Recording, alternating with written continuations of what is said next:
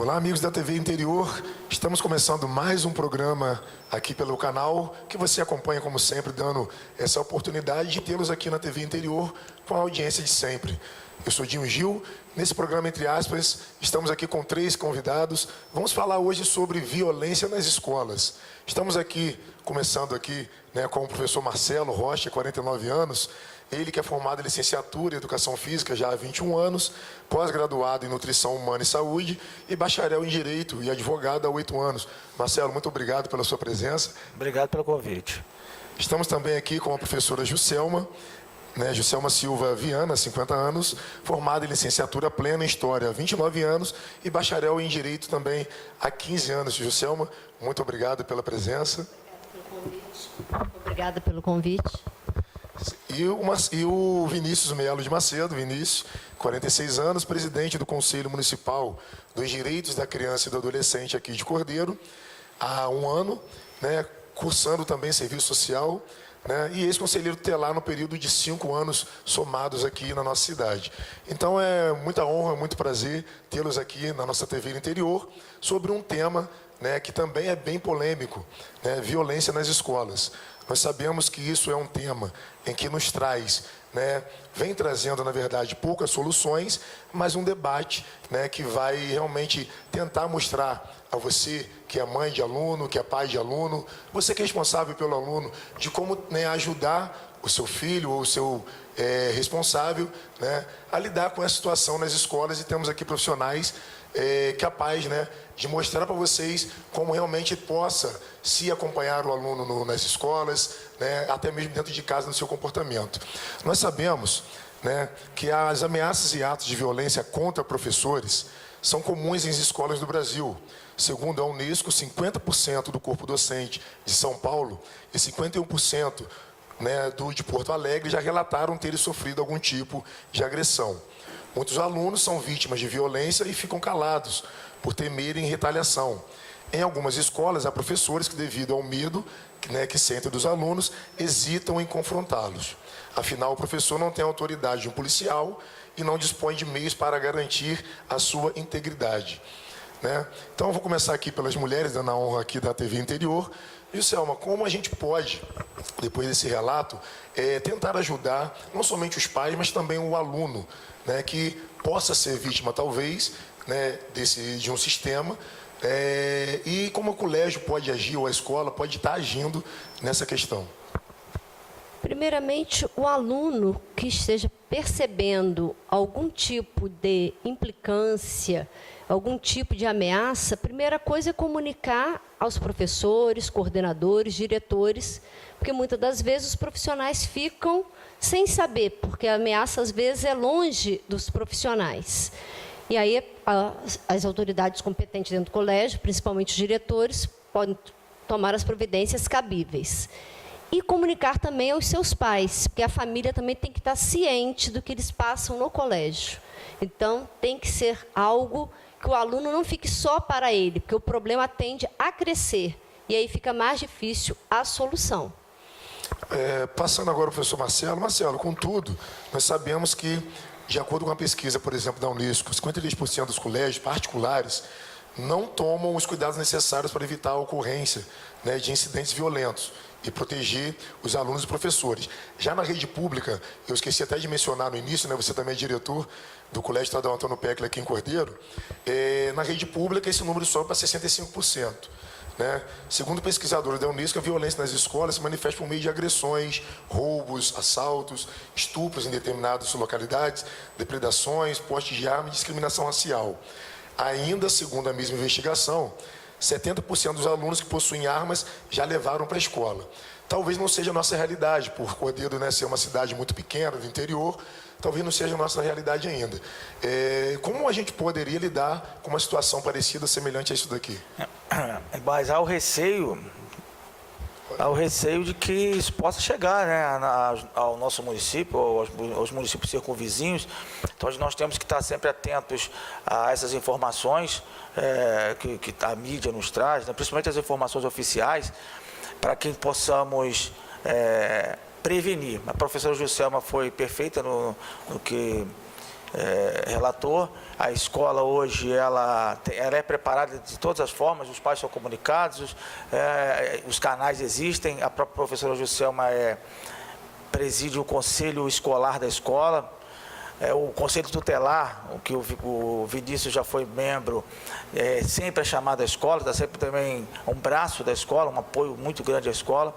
Então a gente se cerca de todas as maneiras para evitar qualquer tipo de violência psicológica, física, obviamente que infelizmente ocorre, mas nós estamos preparados para inibir essas práticas, inclusive com auxílio de força policial, se há necessidade, se há um risco. Então, eu acredito que, como você falou muito bem, nas nossas cidades ainda não acontece essa situação, as cidades grandes têm a sua realidade, né? A violência cada vez mais gritante, mas a gente está preparado para enfrentar. Hoje muito se fala no bullying, na intimidação sistemática, né? Existe uma lei de intimidação sistemática, que a gente poder prevenir certas situações que vai poder gerar problemas futuros psicológicos ou físicos para o aluno.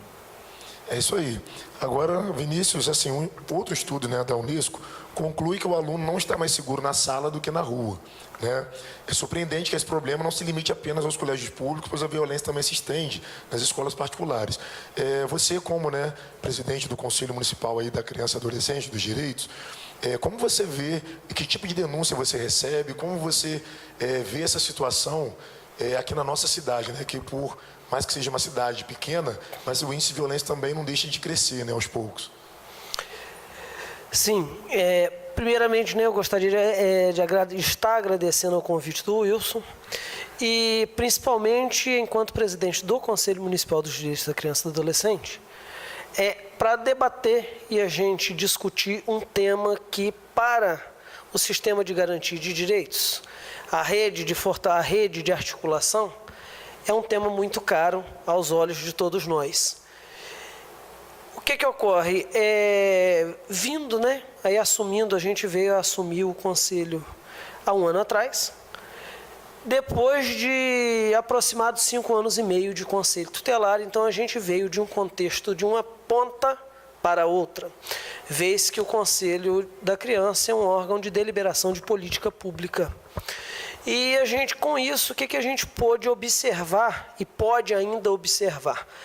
Que essas situações que a Juscelma colocou e essas situações que o Marcelão colocou e o que está aí aos nossos olhos, a gente crê a existência na rede privada. Só que a existência na rede privada, ela, no meu ver, ela vem acontecendo de forma velada, porque assim, até da época de conselho, quem acessa aos órgãos de proteção é a rede pública, seja estadual ou seja municipal. A rede privada praticamente não acessa essas situações. Mas a gente sabe que ela é crescente. Marcelão colocou muito bem. A gente sabe que ela é crescente, a preocupação existe, mas eu também concordo com ele. Assim, a gente ouve falar que o remédio, que a prevenção, ela custa mais cara do que atacar na ponta depois que ocorre. Mas o trabalho preventivo é que é o ideal. E nesse trabalho preventivo é que eu volto a colocar uma situação que eu coloquei no início. A gente militante direto da área de direitos humanos, e assim, ressalva militante direto na área de direitos humanos não significa que a gente não tenha um entendimento dos deveres existirem. A cada direito, um dever. A gente tem uma leitura de que se não houver, e acho muito importante essa fala de Marcelão dessa articulação.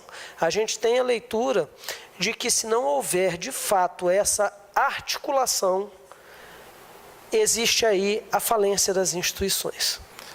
Eu queria só ratificar o que o Vinícius está falando, ratificar o que o Vinícius falou, e há uma confusão muito grande de direitos e deveres, né? Então, hoje, algumas pessoas questionam o Estatuto da Criança e do Adolescente, que é um estatuto muito bem escrito, muito estudado, de psicólogos, de grandes advogados, grandes pessoas pensaram esse estatuto. E lá prevê direitos e deveres.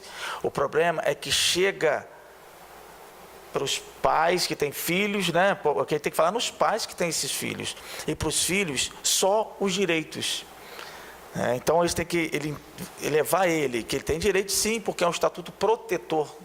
O Vinícius pode falar melhor que isso, que foi conselheiro durante muitos anos, né, Vinícius? É o estatuto protetor da criança e do adolescente. Mas ali, os pais e os professores e o conselho tutelar, Vinícius ano passado fez palestra lá com a gente, está ali para dizer que, olha, você está aqui, você tem que fazer isso, porque a lei determina que você tem que fazer isso. E, na verdade, né, gente, não deveria precisar de lei para a pessoa saber qual o caminho correto. Mas temos um estatuto e temos que seguir esse estatuto. Na verdade, Odinho, o que ocorre? Dentro disso aí que o Marcelão está colocando, a comunidade, a sociedade de forma geral, ela, não sei se por conveniência própria, ela vem com o passar dos anos fazendo a inversão de valores. Eu não sei se é conveniência ou comodidade. Ela vem fazendo a inversão de valores. E nessa inversão de valores, que é o que a gente vê hoje, e aí a gente consegue até sair da área infanto-juvenil, né, para a sociedade como um todo, na inversão de valores, e Marcelão lembrou muito bem, falando do Estatuto da Criança, é um fato, uma situação que é muito importante, que está preceituado, descrito no Estatuto, que é uma lei de 1990, e como qualquer lei, como o Estatuto do Idoso, como o Estatuto da Pessoa com Deficiência, ele só foi elaborado, ele só foi relatado após muitos estudos de caso e após muitas pesquisas, porque é dessa forma que as leis passam a existir e entrar em vigor. Só que a inversão de valores coloca a sociedade, assim, de forma geral, na comodidade. Ou na conveniência, a gente não sabe. E com isso, a própria sociedade se coloca refém dessa inversão de valores em que ela própria se enquadra. Então, assim, eu há poucos dias ainda conversava com um diretor de escola com a diretora de escola municipal, quando eu disse para ela assim, olha, na minha época se compartilhava, quando eu estudei, se compartilhava. Era uma situação completando a outra, não existia transferência de responsabilidade. Porque, assim, a construção do cidadão, ele só existe pelo compartilhamento. E com relação a esse dever do Estatuto da Criança, assim, qual a ressalva que eu vou fazer com relação ao Estatuto? Quando é uma lei protetora, garantidora de direitos, ela diz assim, você tem o direito de estar na escola, é obrigação do seu pai te matricular. Você tem o direito de ir ao posto de saúde consultar, é obrigação do seu pai, no momento em que precisa, buscar esse atendimento para você. E é obrigação do Estado garantir esse atendimento. Mas, em momento algum, o Estatuto da Criança diz assim, olha, você pode fazer o que você quer. Porque o próprio Estatuto da Criança coloca, e aí lembro bem aqui, no artigo 98 do Estatuto da Criança, são 3 incisos, e num dos incisos diz que um dos atendimentos, vamos botar de infração à lei, é exatamente quando o indivíduo atenta em razão da sua própria conduta. Antes da gente terminar esse bloco, vamos fazer um pinga-fogo aqui rapidinho. Depois, se vocês quiserem complementar o que o Vinícius falou no segundo bloco, sem problemas. Existe um ditado que diz o seguinte, educação vem de casa. Vocês concordam ou não? Vou começar com o Giselmo. Coisa rapidinha, só para a gente ir para o segundo bloco. É o que a gente fala, educação vem de berço. A base começa na família. E a família não pode abandonar em nenhum momento a parte educacional, que é para o resto da vida. E a escola vem complementar. Escola e família são parceiras na educação, que é um trabalho difícil, não é fácil educar. Com certeza, Marcelo. Eu entendo que José foi perfeita. A escola é o complemento. Tem a educação formal da escola, claro, óbvio que a escola acontece tanta coisa na escola, às vezes a criança passa mais tempo na escola, às vezes com os professores e com o coordenador do que com os pais. Mas o dono do bar, as pessoas que estão, os transeuntes, os pais, todo mundo é responsável por educar. É interessante, assim, há uma limitação para poder ter bar próximo aos colégios. Então, menos de 200 metros não pode ter bar próximo a colégios. E vamos dizer que exista um bar a 300 metros e uma criança, uma adolescente, em horário de aula, entre num bar desse. É dever daquele cidadão. Fala, meu filho, você está no horário de aula. Você é menor, não posso te vender bebida alcoólica. E pior ainda, está no horário de aula, vai para a escola. Eu estou mandando você para a escola, senão eu vou chamar alguma autoridade para te levar para a escola, ou ligar para a sua escola. Na verdade, Dinho, complementando, né, o que Juscelio e Marcelão colocaram, é perfeito, é esse o raciocínio. Porque o que ocorre? Está especificado, se a gente for tratar da lei de forma geral, está especificado lá que é dever da sociedade. Família, Estado. Então, essa garantia ela é coletiva, como o Marcelão está colocando. E o que ocorre? Ocorre que nesse dever coletivo, é esse o papel. Eu tenho que sair da minha zona de conforto e me incomodar? Sim, é dessa forma que funciona.